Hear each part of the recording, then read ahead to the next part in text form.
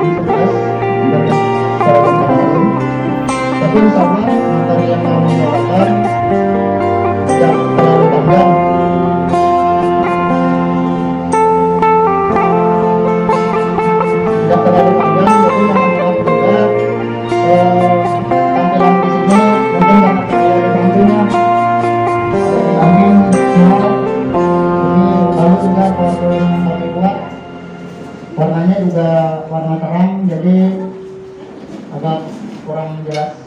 Mohon maaf sebelumnya. Perkenalkan, nama kami,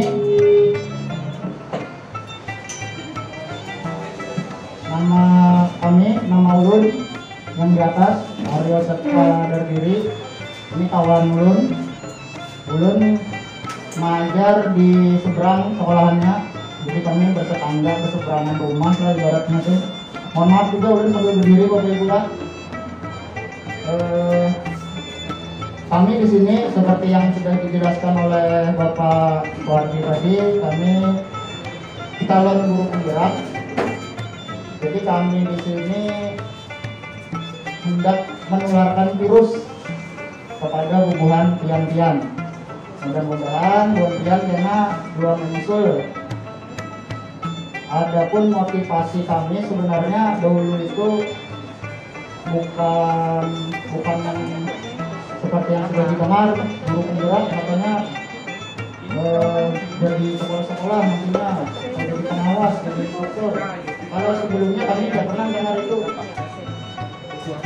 Kita cuma ingin selangkah lebih maju daripada siswa, seperti yang Pak Wardi ceritakan juga tadi. Siswa-siswa sekarang itu lebih pintar sebenarnya daripada kita. Ilmu pengetahuan itu sudah ada dalam genggaman mereka sejak dari bayi. Mereka sudah kenal yang namanya teknologi HP ya. Sebentar aja buka YouTube, buka Google, sudah ketemu udah pengetahuan ilmu-ilmu baru. Jadi kami itu kemarin belum sambil campur-campur lah bahasanya lah. Kami itu pada hendak atau pada mau kepintar murid. Jadi maka kami ikutilah ini. Coba-coba daftar kemarin di SMPKB. Bapak Ibu juga buka SMPKB. Insya Allah tahun depan kira-kira bulan Maret nanti ada lagi pembukaan angkatan 6 untuk guru penggerak. Mudah-mudahan yang tergerak hatinya untuk bisa jadi guru penggerak juga.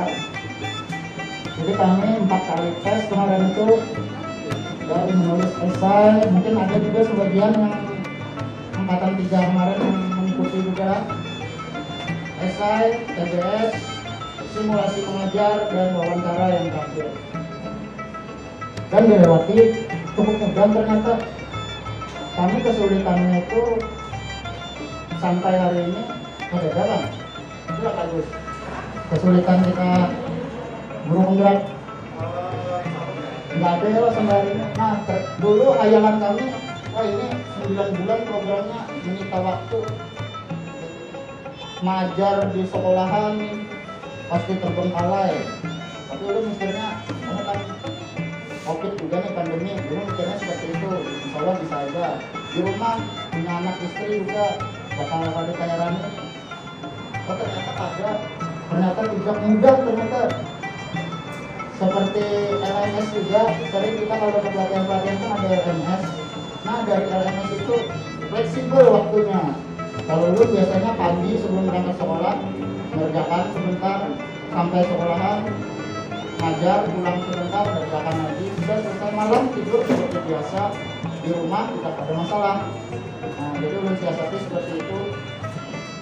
Oke, itu saja perkenalannya. Materi hari ini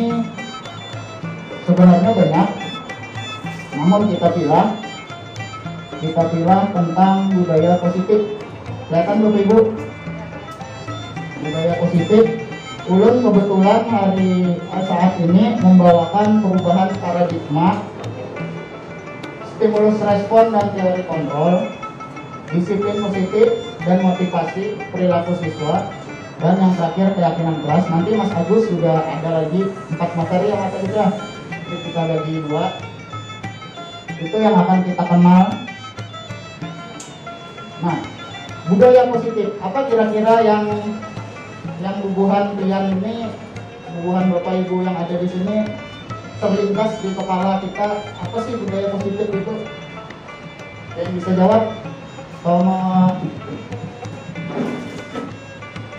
silakan aja, Ibu. Ketemu guru saling. Oh ya, ketemu guru saling. Ya, apa lagi ya? Sekolah yang budaya sekolah yang jauh dari hal-hal negatif, karena sekarang banyak kan hal negatif, bullying dan kekerasan dan sebagainya. Jadi budaya sekolah yang jauh dari hal-hal pengaruh negatif semacam itu. Terima kasih, tepuk tangan dulu untuk Ibu siapa nih? Ibu Siska dan Ibu Eni. Benar, itu benar. Budaya positif itu seperti yang Sidin sampaikan.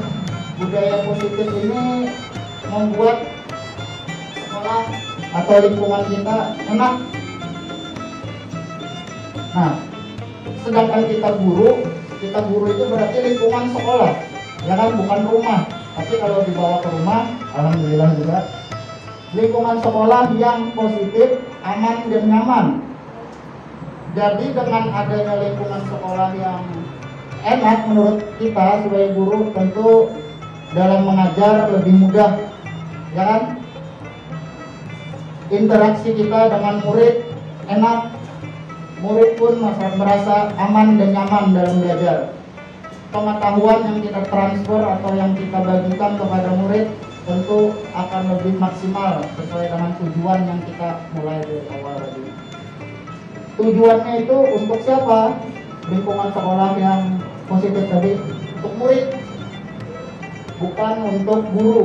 Jadi kita ini, kalau bahasa Mas Nadim kemarin itu, guru penggerak harus menghamba kepada murid. Nah, murid itu segala-galanya, bukan apa ya, itu ya namanya sampingan lah. Karena kita sudah dihakimi sebagai guru, maka prioritas kita adalah murid itu tadi. Masing-masing kita sudah punya murid, yang guru-guru senior mungkin sudah banyak, ribuan mungkin. Kehendak kita dengan adanya budaya positif, murid berpikir, bertindak dan mencipta dengan merdeka.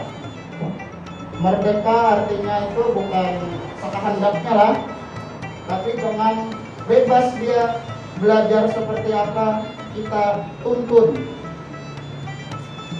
Lalu menciptakan budaya positif ini, caranya yang paling penting, kita pun sudah melakukan sebenarnya, tapi kita tidak menyadarinya di sekolahan. Caranya adalah dengan disiplin. Nah, jadi itu saling berhubungan. Dengan adanya budaya positif, cara membuat budaya positif adalah dengan membuat lingkungan sekolah positif, aman dan nyaman untuk belajar mengajar. Murid enak nantinya. Caranya dengan disiplin. Selama ini kita sudah mendisiplinkan siswa kita dengan misalnya setiap hari Senin pakai topi, sepatu lengkap, lambang, ya kan, pacaran, dengan ada tujuan. Nah ini Bapak Ibu, kira-kira sesuatu yang pian miliki dan berharga, ulun minta Bapak Ibu tuliskan di kertas kecil aja. Sesuatu yang paling pian anggap berharga, tuliskan masing-masing di kertas kecil, segenggaman pian aja. Ya silakan Bapak Ibu, dan beri waktu 1 menit. 1 menit aja.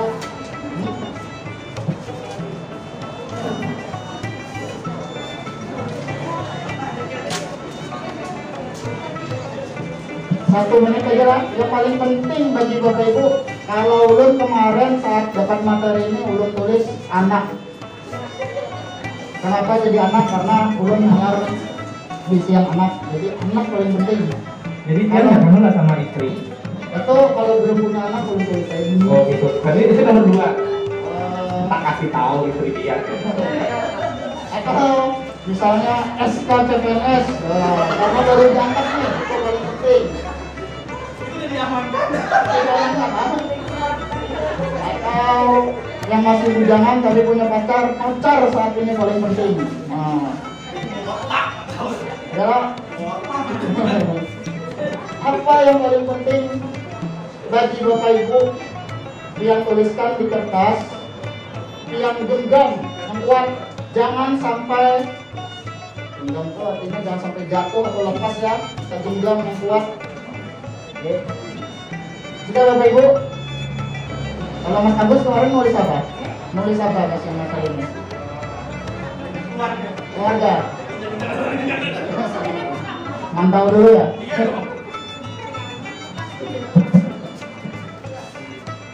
Ada juga yang nulis ibu ya, karena satu-satunya lagi orang tua. Nah, dengan alasan itu tadi, kalau ulun memang jujur anak karena ulun baru punya anak masih kecil, jadi ulun sayangi lah. Sudah? Nah, bagaimana caranya kita mengambil kertas yang Bapak Ibu pegang itu? Ulun minta sukarelawan 2 orang. Ayo siapa yang mau maju silakan. Atau ulun tunjuk ya. Karena semuanya sudah menulis. Kira-kira siapa ya bagus? Sukarelawan ulun tawarkan dulu maju ke depan berdua. Bu Rami. Ya, Bu Rami. Yang pilih kawalian. Sejauh terserah. Asal yang ada di sini lah, jangan yang di sekolahan. Oh, yang dekat aja dah.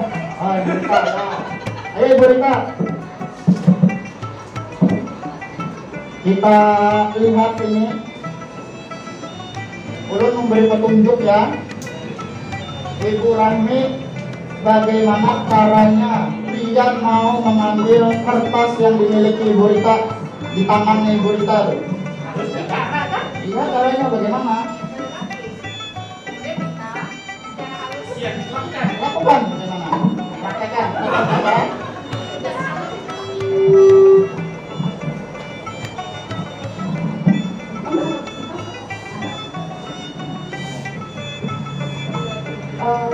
Kita minta pinjam kertasnya boleh Pak? Maaf, mau untuk tujuan abang minta kertas di tangan saya. Mau lihat isinya. Maaf sekali lagi, tujuannya mau melihat isinya mau untuk apa Bu? Saya tahu lah.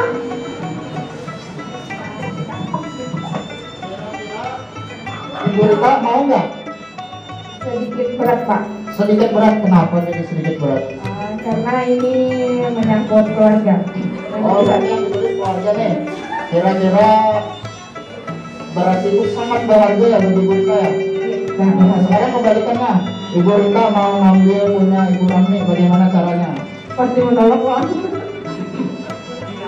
Dirayu atau gimana? Bu Rahmi, bolehkah saya melihat kertas di tangan Ibu?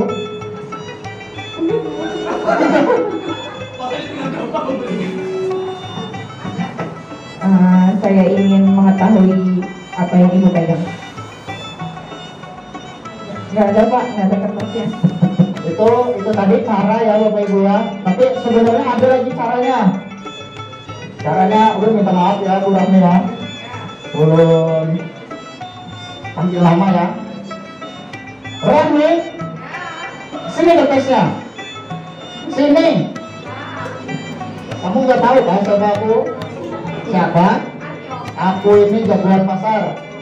Kamu kalau ke pasar nanti sendirian aku bunuh. Sini kertasnya. Hah? Sini. Kenapa? Sini. Aku bunuh kamu. Keluargamu aku sakiti. Terus? Dikasih? Oh sini.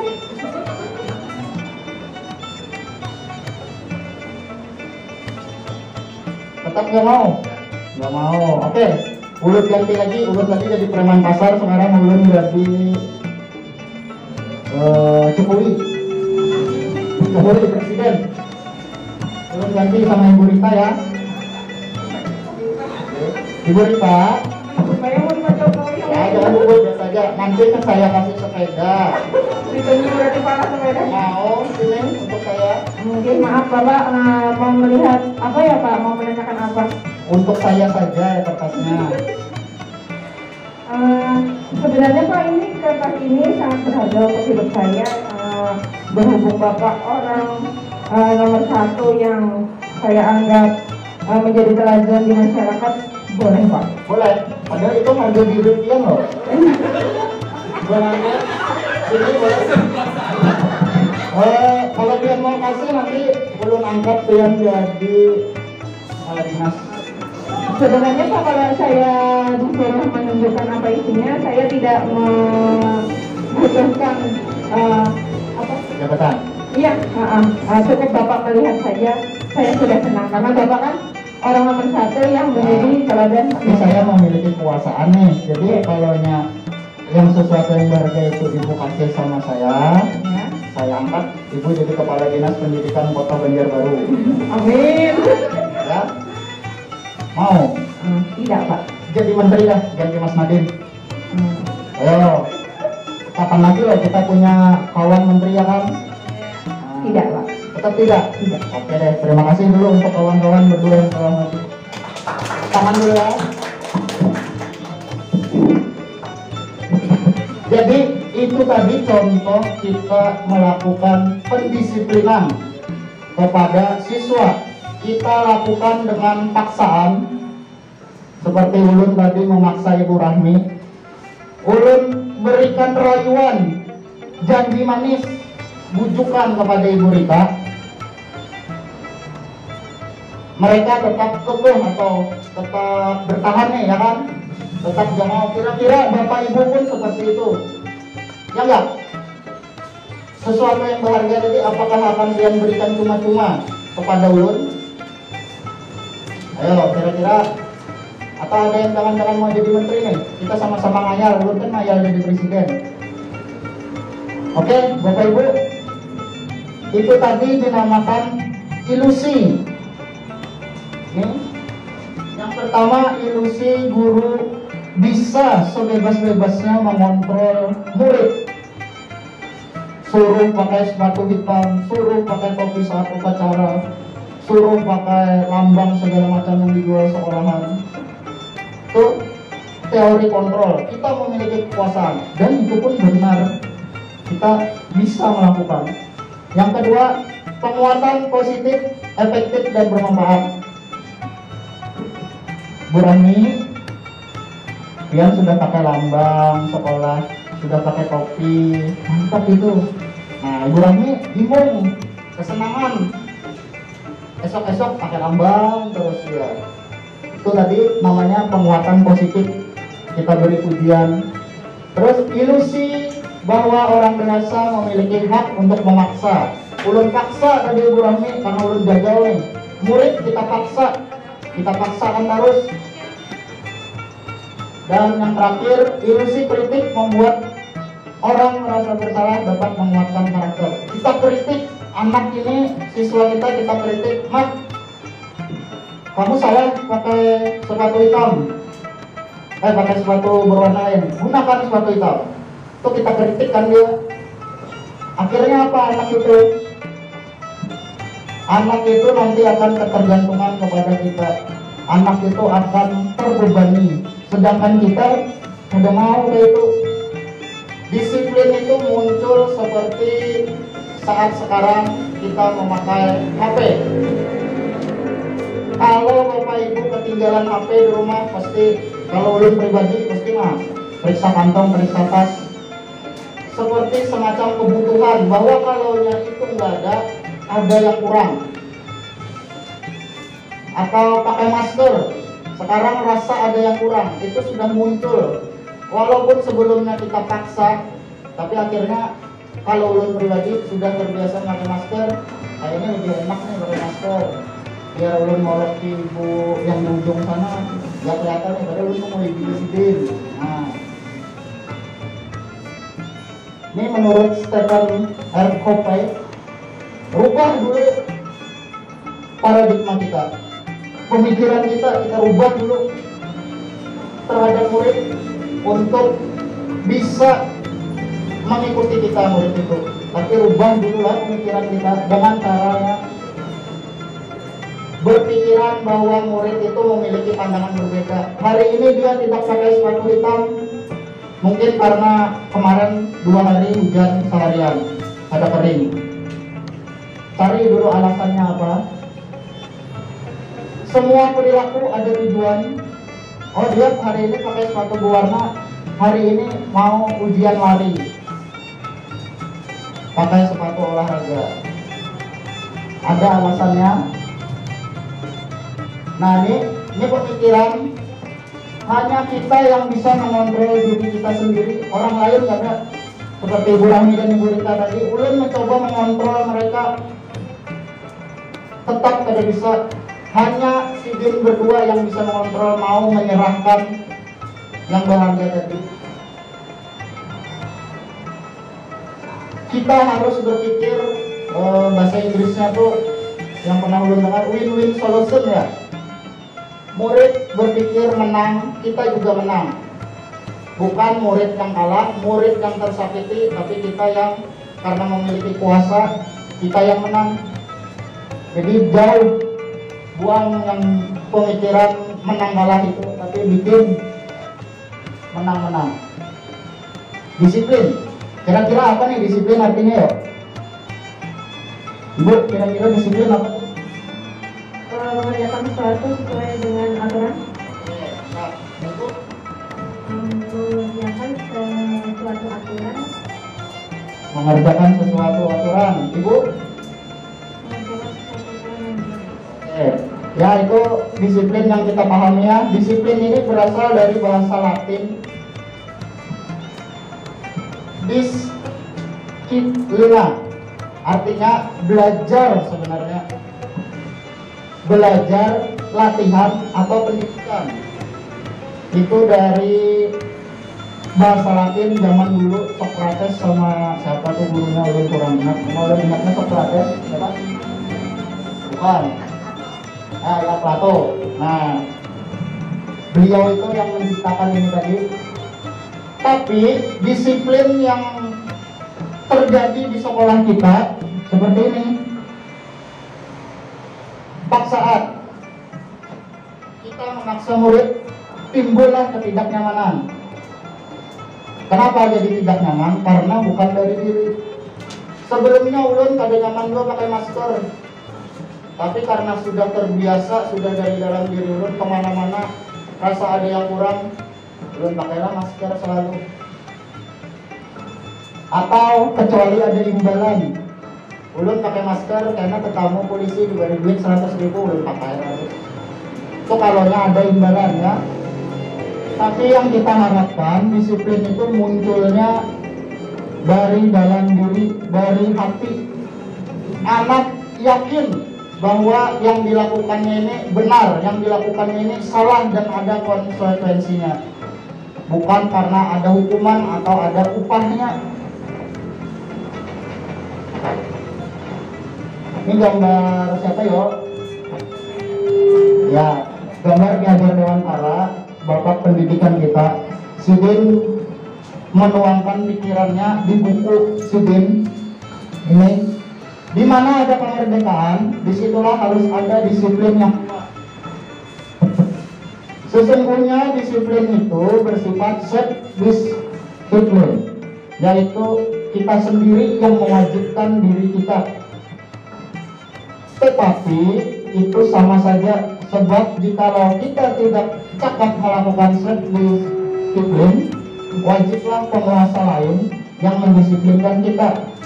Maka akan ada paksaan biasanya di situ. Dan peraturan demikian itulah harus ada di dalam suasana yang merdeka atau menyenangkan. Ikhlas melakukan disiplin tersebut. Ini kata Bapak Pendidikan kita. Artinya kemerdekaan bebas tanpa paksaan dalam melakukan. Murid memakai sepatu, apa manfaatnya? Dia tahu sudah manfaat sepatu warna hitam. Kalau yang kita selama ini tahu kan untuk seragam, tidak ada perbedaan antara yang miskin dan yang kaya, ya seperti itu ya. Nah, saat upacara juga bagus, barisnya hitam semua, bukan warna-warni. Padahal warna-warni itu bagus seperti pelangi ya. Lalu bagaimana caranya? Cara melakukan disiplin kepada siswa kita. Ayo, bagaimana caranya? Ada yang bisa jawab?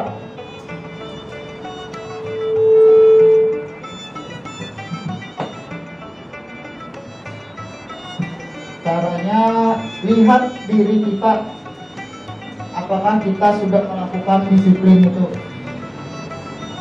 Jawabannya hanya bubuhan Pian yang tahu. Apakah Pian atau Ulun juga sudah menerapkan disiplin kepada diri kita sendiri?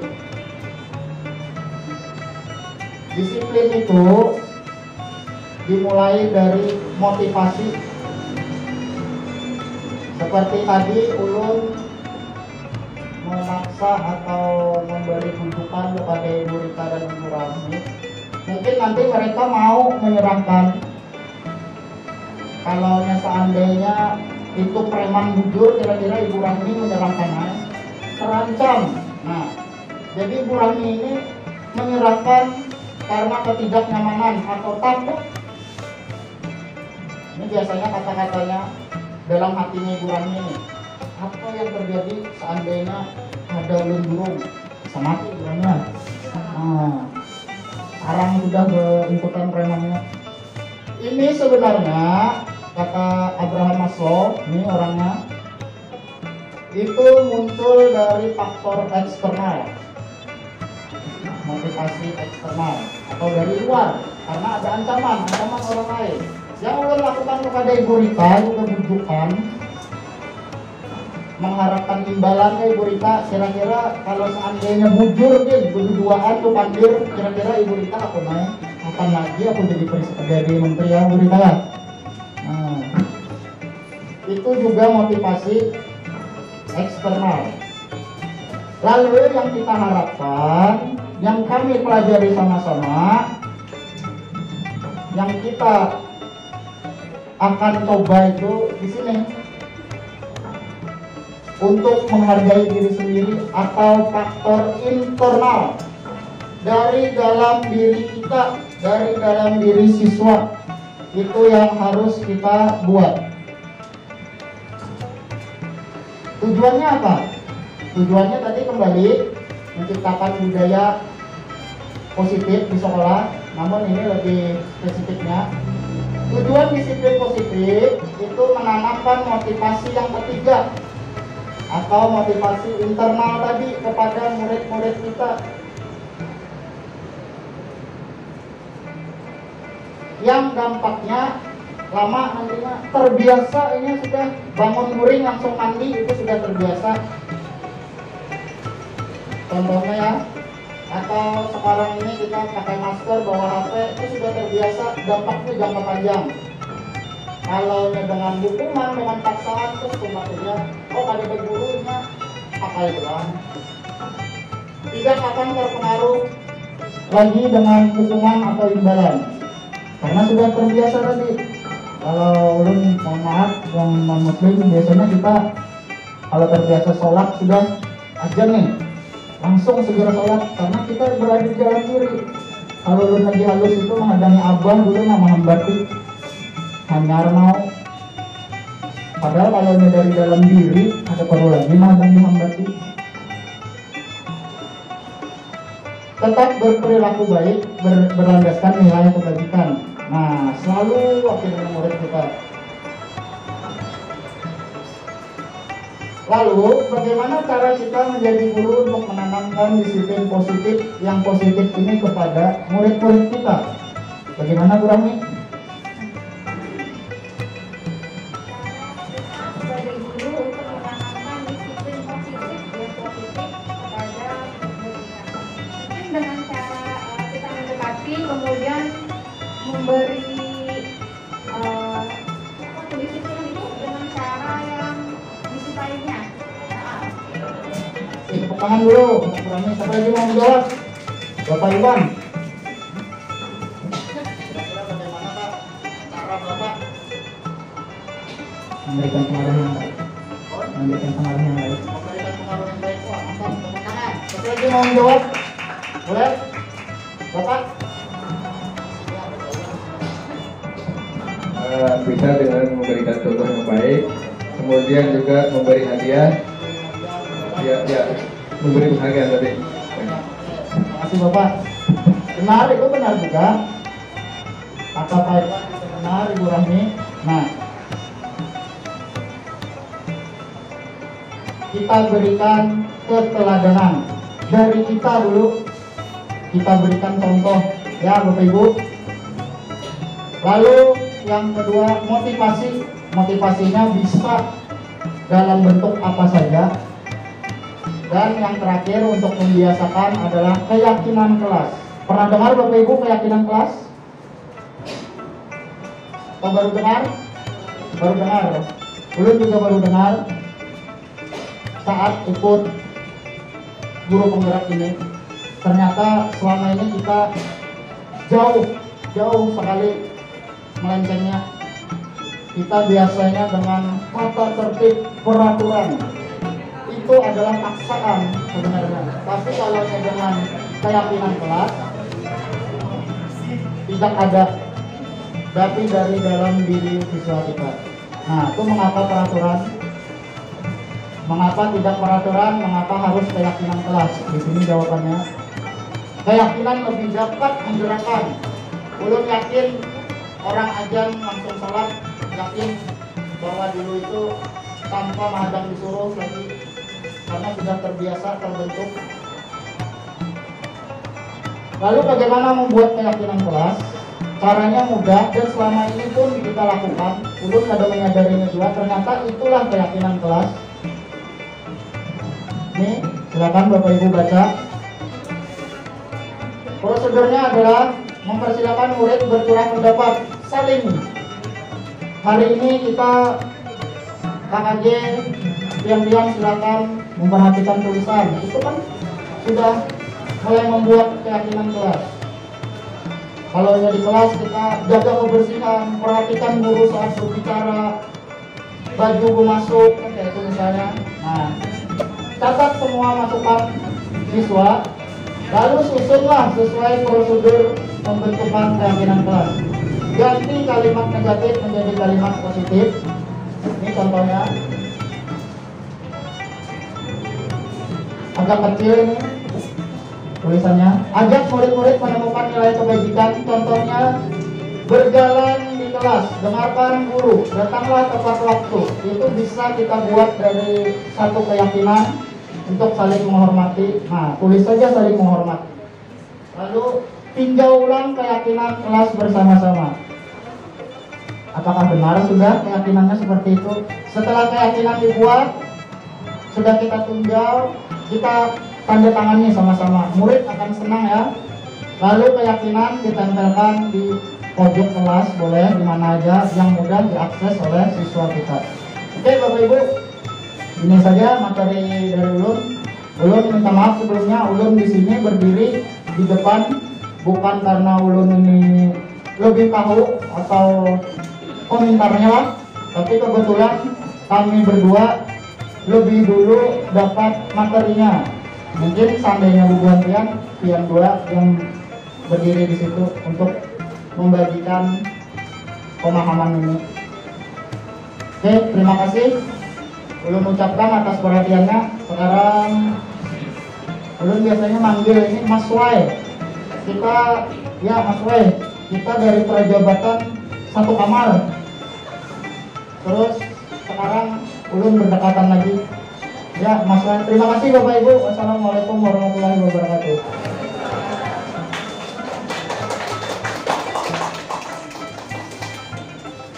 Nanti jika ada pertanyaan disiapin aja Bapak Ibu ya. Nanti kelamaan, nanti dia nanti makan lagi ke tempat saya. Lupa saya.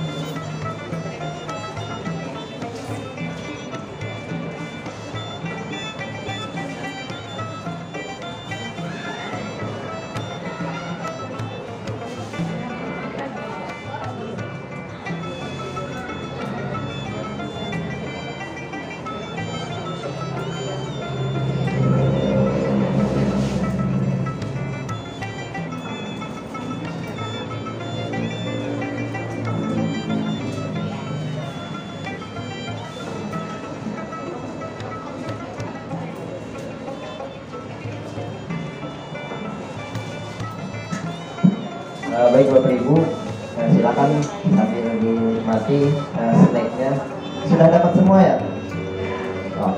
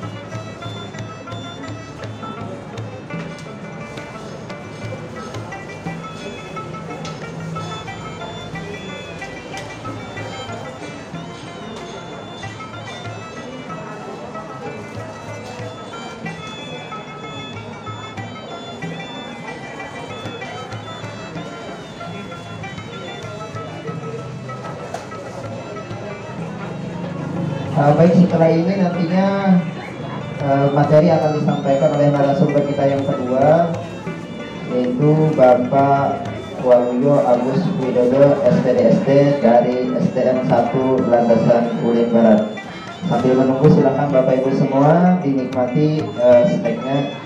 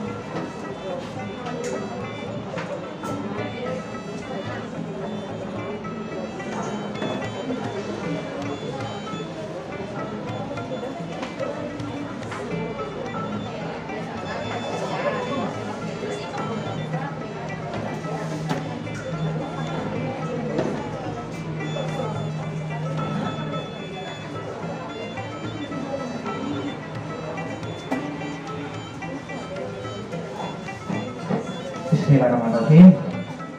Ya, oke Bapak Ibu mohon maaf nih atas keterlambatan. Iya, saya mohon waktunya sebentar. Assalamualaikum warahmatullahi wabarakatuh. Iya, perkenalkan nama saya Waluyo Agus Widodo. Saya biasa dipanggil Agus di sekolah sini. Saya bertugas di SDN 1 Landasan Luhur Barat di sini. Ya, saya dan Pak Aryo adalah salah dua dari CGT calon guru penggerak angkatan 3 dari Kota Banjarbaru. Saya sangat berterima kasih atas kehadiran Bapak Ibu semuanya, karena kehadiran Bapak Ibu semua di sini juga membantu sebetulnya tugas saya. Saya dan Pak Aryo punya tugas untuk sosialisasikan atau mendiseminasikan materi yang sudah kami peroleh kepada rekan-rekan sejawat kami. Nah, nanti jika ada pertanyaan boleh tentang materi kami ataupun tentang guru penggerak, karena nanti ada di angkatan 6, kami berharap lebih banyak lagi kawan-kawan guru yang mau daftar menjadi guru penggerak. Kenapa? Karena manfaatnya luar biasa, sangat-sangat luar biasa. Kalau yang belum mencoba, yang belum tahu nanti di awal modul kita sudah dibuka matanya, ternyata selama ini aku kurang loh, gitu. Ya, nah saya berdiri di sini bukan saya yang paling jago, bukan, hanya saja karena saya sudah lebih dulu menerima materi ini. Oke, mohon maaf jika nanti mungkin sikap saya yang agak konyol ya, agak kanak-kanakan, karena saya biasanya menghadapi anak-anak, Bapak Ibu. Iya. Saya suka mendongeng, saya iseng-iseng menulis cerita anak, jadi biasanya halo anak-anak, gitu-gitu aja. Ya, kalau di sini halo bapak-bapak, rasanya ya nggak cocok. Iya, nah di sini saya akan melengkapi materi yang disampaikan Pak Aryo tadi. Luar biasa penyampaiannya tentang budaya positif, dan saya akan menyampaikan 4 lagi. Yang pertama adalah kebutuhan dasar manusia, posisi kontrol guru, kemudian hukuman, sanksi, dan restitusi, serta segitiga restitusi. Ya, mungkin itu adalah hal-hal baru bagi kita. Apa itu? Ya, kok baru dengar kali ini ya, restitusi itu apa ya? Gitu misalnya. Ya, ada posisi kontrol, kebutuhan dasar. Kita semua tahu suatu saya, kebutuhan dasar kita adalah uang, misalnya. Iya, bukan. Oke. Selanjutnya, nah langsung aja saya kasih masalah. Walah, datang-datang dikasih masalah. Ini udah masalah di rumah numpuk ya. Tadi sudah jemuran belum kering, ada masalah lagi di sini. Iya, ini contohnya, ilustrasinya. Bayangkan jika kalian adalah guru kelas 2. Ya, tapi nggak apa, guru kelas lain juga boleh. Nah, Anda adalah guru wali kelas 2A, sedang bingung menghadapi ulah salah satu murid yang bernama Doni. Beberapa anak di kelas 2A datang kepada Anda mengeluhkan Doni yang seringkali meminta bekal makan siang mereka dengan paksa. Sebagai guru, apa yang akan Anda lakukan?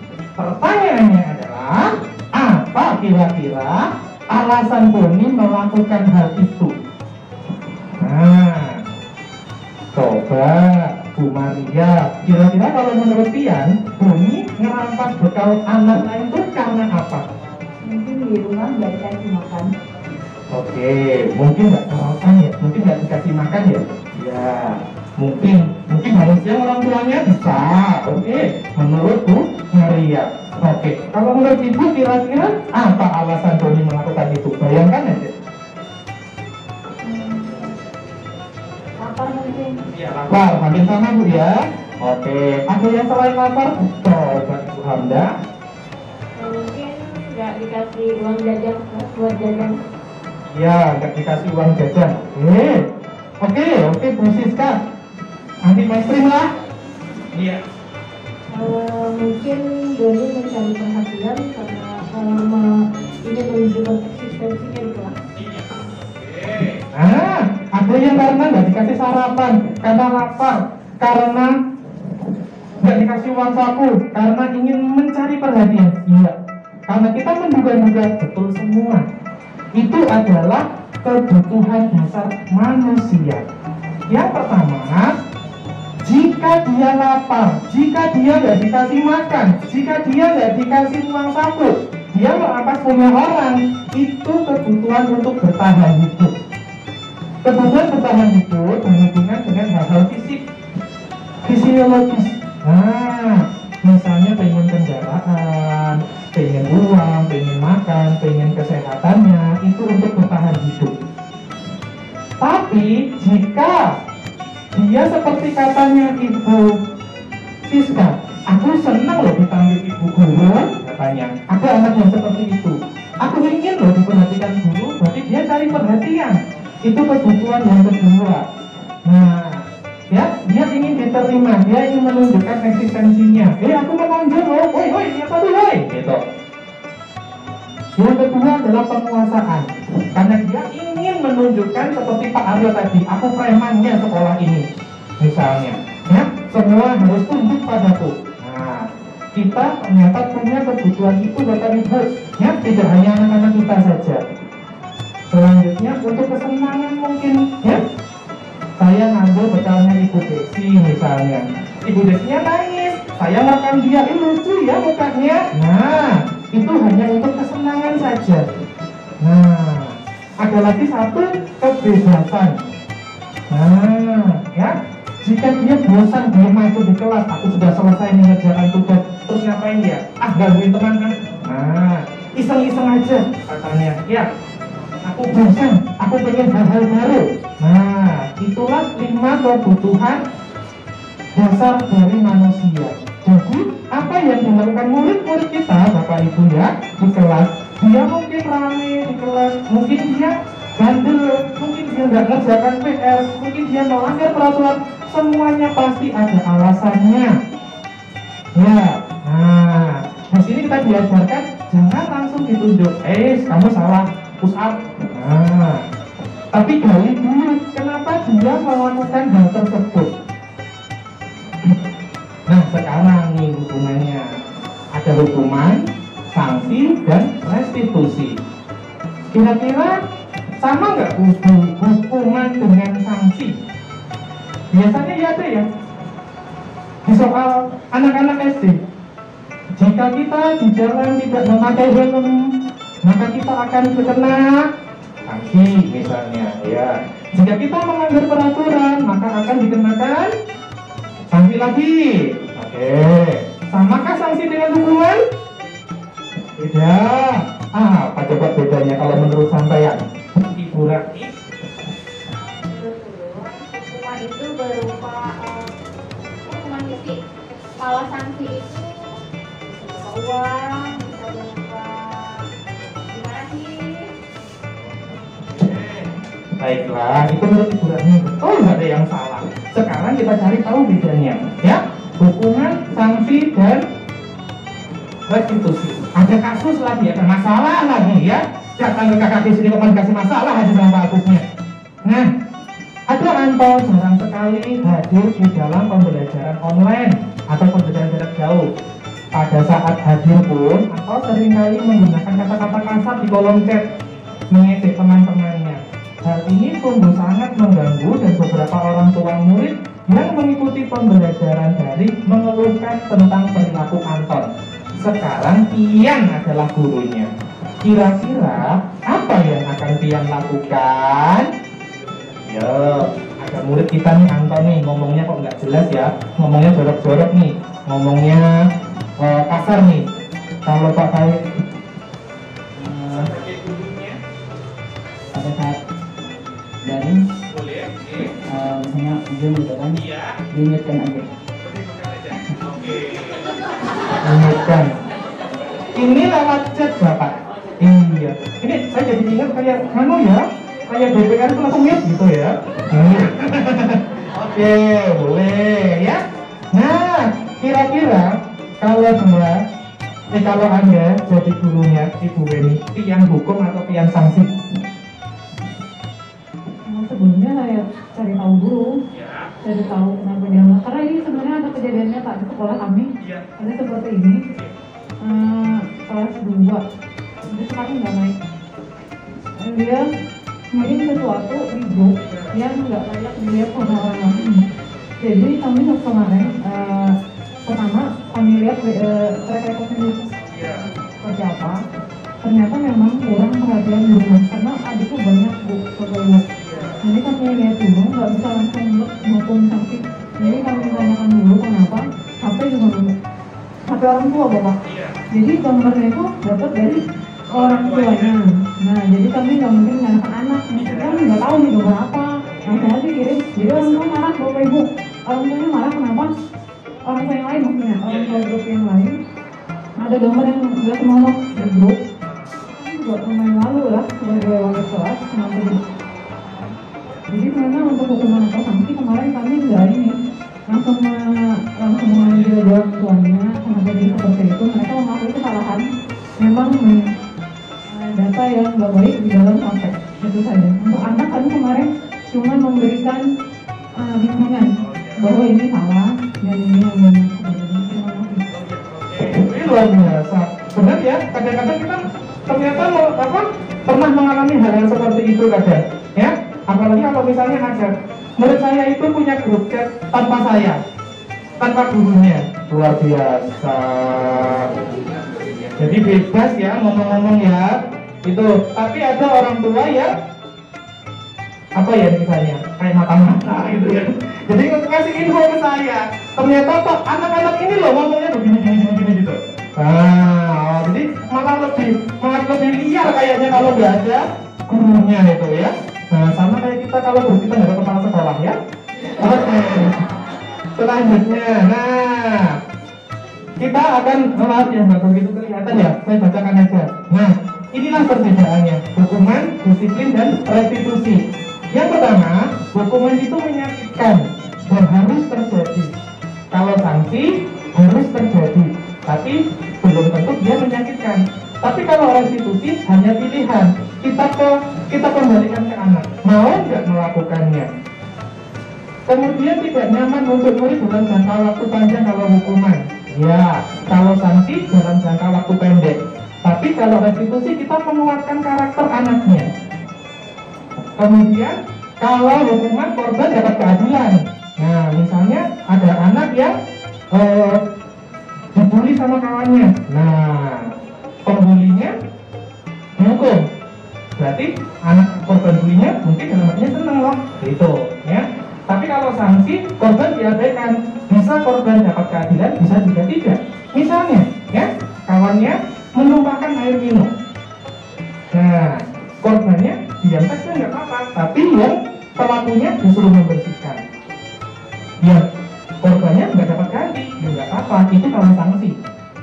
Kemudian kalau restitusi korbannya mendapatkan gantinya. Selanjutnya, kalau hukuman muridnya tersakiti, tapi kalau sanksi muridnya tidak nyaman, tidak harus tersakiti. Misalnya kalau hukuman anak pusat, ayo pusat, gitu. Kalau sanksi, ayo keluar kelas, begini di kelas, begini di luar kelas. Nah, mungkin dia nggak nyaman dilihat orang, malu nanti. Tapi kalau restitusi, muridnya dapat penguatan karakter nanti. Selanjutnya, sistemnya tidak akan berjalan kalau anak itu tidak takut. Hukum Allah aturannya begini, masalah itu bisa dihukum katanya, ya. Tapi kalau sanksi memerlukan monitoring dan supervisi terus-menerus, harus terus diperbarui, harus terus dievaluasi. Kalau restitusi, masalahnya terpecahkan. Nah, murid kadang bisa benci dengan peraturan kalau itu hukuman, tapi kalau sanksi, murid akan menghormati peraturan. Dan kita cari adalah murid menghormati orang lain dan juga murid menghormati dirinya sendiri. Itu di restitusi. Oke. Selanjutnya langsung aja. Ini ada beberapa kasus kira-kira yang tebak, hukuman atau sanksi. Nah, yang pertama, nanti materinya saya kasihkan di mana ya Bapak Ibu ya, di apa namanya di Google Drive. Nah, ada juga laporannya nanti yang bisa unduh di sana nanti. Ini karena di sini nggak jelas, mohon maaf. Lari mengelilingi lapangan basket 2 kali karena terlambat hadir ke sekolah. Kalau menurut Bu Agni, itu hukuman atau sanksi? Hukuman. Kenapa? Menyakiti. Iya betul, itu hukuman. Oke, nanti di pembahasannya. membersihkan coretan yang dibuat di meja tulis. Kalau menurut Ibu sanksi atau hukuman? Sanksi. Lihatlah. Ya, itu sanksi. Mudah ini lihat ya bedanya nggih. Kemudian yang ketiga, murid diminta untuk push up 52 kali karena tidak menggunakan masker ke sekolah. Kalau menurut Pak Khairi, sanksi atau hukuman? Sanksi atau hukuman? Hukuman atau sanksi? Oke, yang tadi lawannya sanksi ya, kita lihat itu hukuman. Selanjutnya, menggantikan kertas tugas teman yang telah dicoret-coret. Kira-kira hukuman atau sanksi? Oh, pinter mulai tahu sekarang. Berjemur di lapangan pukul 12 siang karena mengobrol dengan teman. Hukuman. Pintar tidak? Lulus. Lanjut. Murid diminta bertelanjang kaki sepanjang hari karena tidak memakai sepatu hitam. Tidak, biar penghukum semua. Lanjut. Berdiri di depan kelas sambil mengangkat kaki satu karena tidak menjawab pertanyaan. Ada yang bilang sanksi, ada yang bilang hukuman, tidak sepakat kalian. Baiklah, itu hukuman. Membersihkan tumpahan air di meja karena menyenggol saat belajar. Oke, pinter Bapak Ibu guru semuanya. Duduk di bangku di pinggir lapangan pada jam istirahat karena tidak diizinkan bermain oleh guru piket karena mencederai teman saat bermain di lapangan. Kurang sepakat pian-pian. Sanksi. Lari mengelilingi lapangan basket 2 kali karena terlambat 10 menit untuk pelajaran PJOK. Gak sepakat lagi. Sanksi. Bedanya mudah. Kalau hukuman memang menyakiti orang, menyakiti anak, ya kalau sanksi tidak. Dan kalau hukuman kadang nggak nyambung dengan peraturannya. Anak terlambat masuk kelas disuruh lari, itu ya hukuman. Anak terlambat tapi pelajarannya olahraga, disuruh lari, itu sanksi. Mungkin dia tadi melewatkan pemanasan. Iya, nggih, pinter. Lanjut. Nah, ini tadi seperti gue nih Pak Khairi yang ada kasusnya tadi. Kalau kita menghadapi kasus, pasti kita menempatkan diri kita ya di posisi-posisi tertentu. Ada 5 posisi kontrol bagi guru. Yang pertama adalah penghukum. Yang kedua pembuat orang bersalah. Yang ketiga teman. Yang keempat monitor dan pemantau. Yang kelima adalah manajer.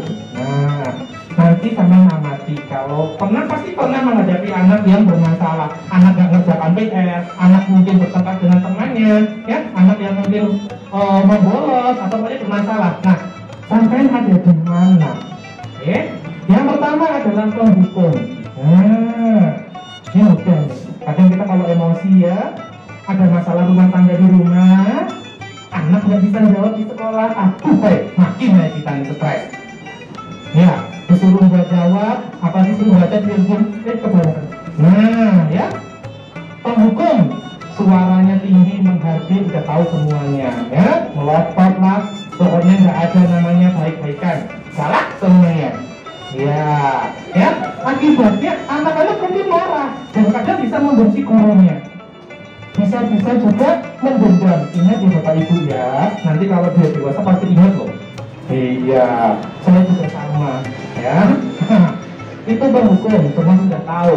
Pembuat merasa bersalah, nah yang melas yang biasa nonton sinetron nih. Ya, ada yang bilang, nah, ibu kan sudah berusaha dengan baik untuk mengajar kalian, nah, gitu. Ibu kecewa ya sama kalian. Kenapa kamu begitu? Nah, anak jadinya ngikut, anak jadi, oh ya Allah aku salah, gitu. Ya, nah, murid merasa bersalah, merasa gagal, tertekan.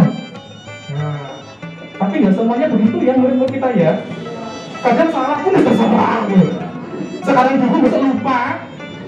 Sekarang bertengkar dengan kawan, pagi bertengkar dengan kawan, siangnya gandengan pulang sudah. Iya, itu kadang murid kita ya. Tapi kadang ada anak juga yang seperti itu, ya, diambil hati. Selanjutnya sebagai teman, nah, saya dulu berpikir begini, saya waktu menghonor di Jawa dulu gitu, aku karena masih muda, aku harus jadi temannya anak-anak. Kalau aku jadi temannya anak-anak, aku akan mengajar mereka dengan nyaman. Mereka bakal ikut apa kataku. Benar, emang benar. terbukti. Tapi ternyata anak hanya akrab dengan guru itu saja. Pernah nggak mengalami begini? Murid pian disuruh sama gurunya nggak mau, guru lain nggak mau. Sering ya.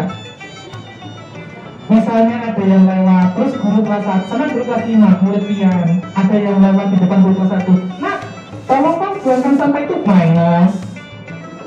Dia bukan begitu. Nah, ya ternyata selama ini saya pengertiannya kurang tepat.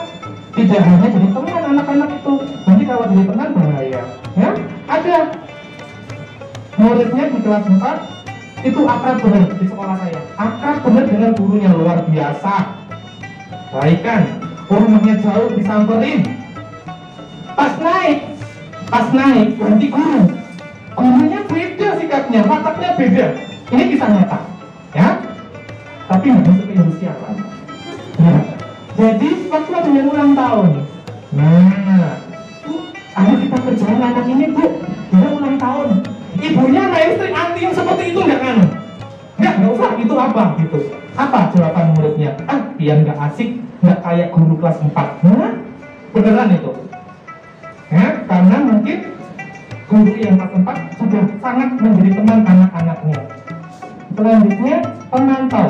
Nah, ini hanya kalau ada kita dan tertib, dia disiplin. Di upacara misalnya, ya, anak-anak ramai, anak-anak di belakang tuh, terus sampai datang, diam semuanya. Saya pergi, ramai lagi di situ, hitoin orang lagi. Nah, ya, itu pemantau. Nah, murid akan bertanggung jawab jika diawasi, dan dia nggak bisa ditinggal sendiri. Anak-anak, kerjakan tugasnya ya, ibu mau rapat nih di ruang guru. Ya, jangan keluar kelas. Ya, kerjakan dengan baik. Ya, oke, saat itu yang keluar hancur kelas saya. Sama dulu saya juga begitu. Manajer ini yang paling baik. Ini adalah kita, sikap kita untuk menjadi coaching bagi anak-anak, menjadi tutor anak-anak untuk memecahkan masalahnya. Anak-anak perlu kita latih untuk mencari solusinya sendiri untuk pemecahan masalah. Gitu ya. Benar kata kayak Bu ini tadi, digali dulu. Kamu pasti ada alasan kan melakukan itu. Gitu. Setelah ini kamu harus bagaimana? Menurutku baik nggak kayak gitu. Bukan kita yang langsung ngejudge, itu nggak baik nak, kamu jangan kayak gitu. Gitu loh. Dia cuma dulu dia waktu kecil pasti melakukan satu kesalahan juga. Ya, misalnya bolos. Dulu Pak aku juga pernah kayak gini. Nah, anaknya langsung, oh iya Pak. Ternyata sama guruku dulu iya. Gitu. Ya, jangan bolos itu nggak baik gitu. Iya rasanya memang benar. Nah, itu tentang posisi kontrol dulu. Selanjutnya ini dia restitusi, ini yang harus kita terapkan ya. Berusaha kita terapkan sekali dua kali pasti susah, harus kita ulang-ulang terus. Oke? Nah, restitusi adalah suatu proses menciptakan kondisi bagi murid untuk memperbaiki kesalahan mereka, sehingga mereka bisa kembali pada kelompok mereka dengan karakter yang kuat. Jadi akan timbul dalam dirinya sendiri untuk mengatasi masalah dan menyadari kesalahannya. Bukan kita yang menunjukkan kamu salah, tapi dia sendiri muncul dalam dirinya bahwa oh iya perbuatanku kurang tepat misalnya. Ya? Nggak pakai sepatu hitam, makanya sepatu putih. Kenapa pakai sepatu putih? Pengen aja Pak, bosan. Tadi dia pengen bersenang-senang, pengen kebebasan gitu. Itu peraturannya gimana? Sepatu putih atau sepatu hitam? Ya sepatu hitam berarti kita arahkan dia bahwa oh iya ternyata kurang sesuai dengan peraturan gitu. Jadi gimana nantinya? Besok masih pakai sepatu putih lagi gitu. Ciri-ciri restitusi ya, singkat saja. Restitusi bukan menegur kesalahan namun belajar dari kesalahan, memperbaiki hubungan kita dengan murid. Bukan paksaan, tapi tawaran. Mau nggak? Mau nggak nak begini? Mau nggak nak begitu? Selanjutnya, restitusi menguatkan karakter kita. Restitusi mencari kebutuhan dasar. Dan lain-lainnya. Bla bla bla. Ini sekarang tahapan restitusi. Kita menggali masalah anak, ya. Ada tahapan-tahapannya, tapi tidak harus seperti ini. Ini hanya materi yang kami terima.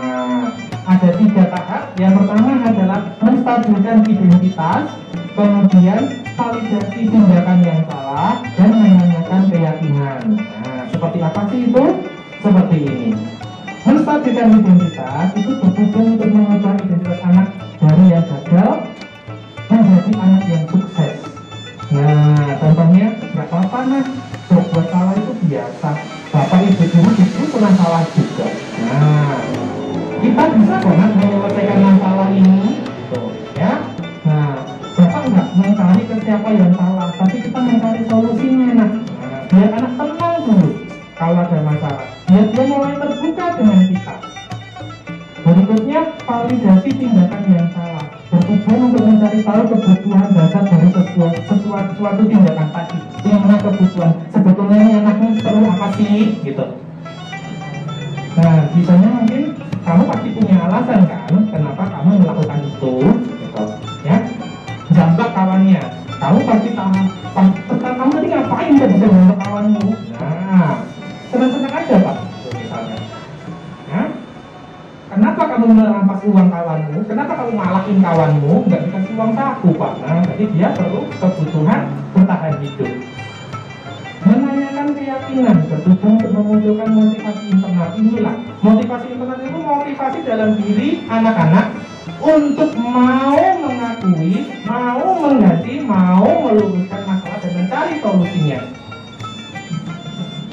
Contohnya adalah, nah apa nah nilai-nilai yang kita sepakati tadi di Pak Aryo yang nilai kesepakatan kelas, keyakinan kelas. Peraturannya apa nah? Nah, itu. Sudah selesai Bapak Ibu ya. Oke, jika ada pertanyaan silakan bertanya. Kalau misalnya kurang jelas karena mohon maaf saya agak cepat tadi, nanti waktunya agak kesiangan. Ayo, kalau ada pertanyaan boleh tentang materi kami, Pak Aryo atau saya, boleh juga tentang kalau ingin bertanya tentang bank penggerak misalnya, banyak tugas kah, apa tesnya kah misalnya. Dulu penggerak di Banjarbaru ada 40 orang. Awalnya yang dapat ada sekitar 56. Tapi yang lolos masuk ke pendidikannya 40 orang. Setiap 4 orang berkelompok itu punya satu pengajar praktek. Nah, silakan ada pertanyaan. Mohon maaf jika terkesan buru-buru. Nanti yang banyak urusan lain lagi. Ya silakan kita kembalikan ke Pak MC-nya. Saya ambil dulu. Wassalamualaikum warahmatullahi wabarakatuh.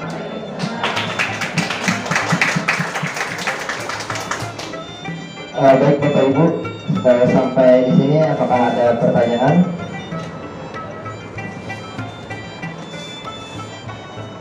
Ada pertanyaan Bapak Ibu? Kalau tidak ada sebenarnya boleh ini bertanya, bagus mewakili. Nah ini kan untuk yang seleksi guru penggerak itu apakah bisa diikuti oleh seluruh guru atau ada syarat-syarat tertentu? Bagus. Nah, mungkin itu bisa dijelaskan. Terima kasih.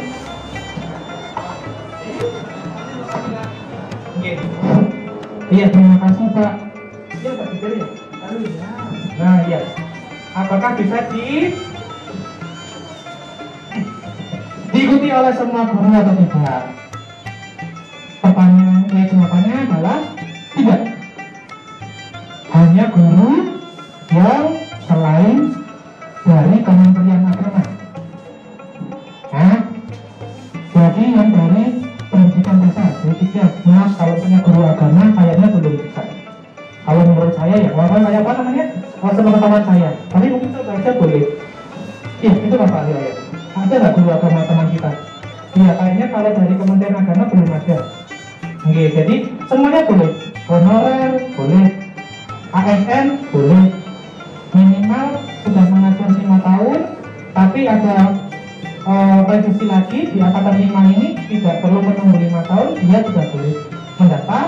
Kemudian masa pensiunnya masih ada 10 tahun. Misalnya mungkin umur 50 masih bisa.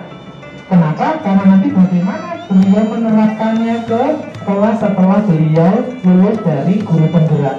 Kalau belum sampai 10 tahun, lebih misalnya kurang 10 tahun ya nggak sempat nanti beliau mengimplementasikan apa yang didapat dari guru penggerak. Itu mungkin ya. Jadi ayo Bapak Ibu daftar.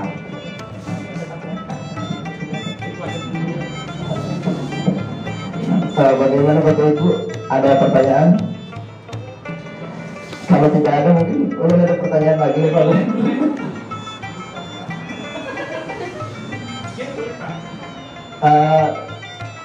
Ini kan supaya mungkin kita nantinya yang ada berminat bisa mendaftar gitu, tapi kita harus tahu ya apa syaratnya. Apakah yang pendaftar atau apa kita bisa mendaftar guru penggerak itu misalnya harus terdata di Dapodik dulu, atau misalnya belum terdaftar di Dapodik bisa mendaftar? Nah mungkin kan ada guru yang belum sudah mengajar tapi belum terdaftar di Dapodik gitu. Para kami kan sambil kawan Bapak Ibu juga, undangan guru penggerak itu adanya di SEM PKB. Ini di SEM PKB kita, jadi kita kontrol di sana, muncul nanti Anda masuk nominasi calon guru penggerak, kayak gitu dulu ya Mas Anies. Nah, kurang lebih seperti itu. Muncul cara memunculkan di SEM PKB itu otomatis sudah, sedang SEM PKB itu guru bisa memilikinya kalau terdata di Dapodik. Kalau tidak terdata di Dapodik, otomatis juga tidak bakal memiliki SEM PKB. SEM PKB itu yang kalau penyelun 2015-03216367@guruku.id.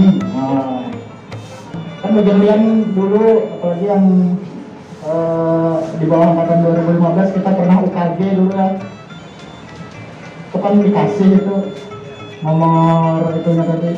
Jadi kita buka secara periodik, mungkin di awal tahun nanti baru ada muncul undangan tersebut.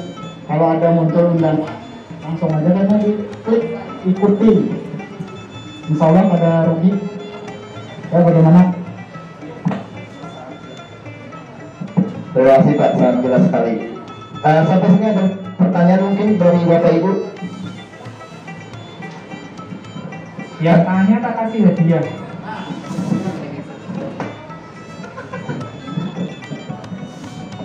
Yang pertanyaannya bagus saya kasih hadiah.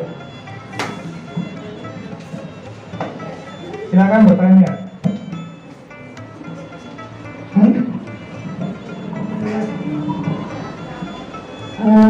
Mau menanyakan seputar guru penggerak juga. Itu kan jargon panjang ya, dengan berapa? Dengan pendidikan. Untuk pelatihan atau pendidikan kegiatan seperti apa aja yang lewati selama mengikuti calon guru penggerak itu. Jadi kalau kami yang nggak pernah ini kan nggak tahu bayangannya apa aja sih yang lewati. Apakah mengikuti workshop, apakah bagaimana step by stepnya gitu Pak. Terima kasih. Ya, apa yang kami lewati di pendidikan guru penggerak, ya benar.